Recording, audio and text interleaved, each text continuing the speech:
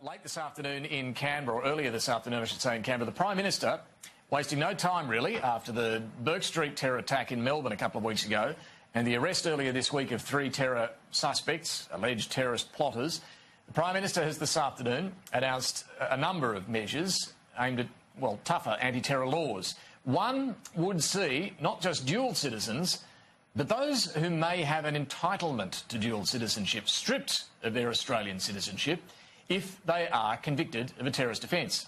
Currently, you have to be convicted to a sentence of quite a number of years. What Scott Morrison wants is new laws passed very urgently when Parliament's back next week to strip Australian citizenship, no matter how long you're sentenced to. If you are convicted of a terrorist offence, you would lose your Australian citizenship. And that's not all. He also wants the Parliament to hurry up and pass these new encryption laws to give police and security agencies access to the sort of messages terrorists and also pedophiles are sending to each other using encrypted messaging services. More from Annalise Nielsen.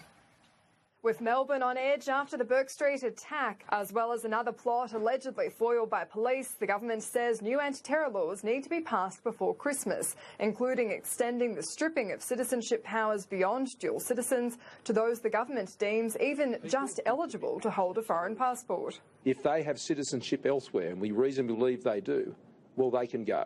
The reforms, if passed by the Parliament, would also lower the bar for deportation. Currently, offenders have to be sentenced to at least 6 years behind bars before they can lose their Australian citizenship. The government says any conviction is cause for citizenship cancellation. It's to protect the integrity of Australian citizenship. Terrorists have violated everything about being what an Australian is all about. It's a crime against our country. Foreign fighters returning to the country would also face tough control orders under the new measures, requiring them to regularly report to police and restricted use of certain technologies. We are in a situation where we have terrorists who are using encrypted messaging apps to plan attacks, and ASIO and the Australian Federal Police have no sight of that, and it's unacceptable, and particularly given the current risk environment.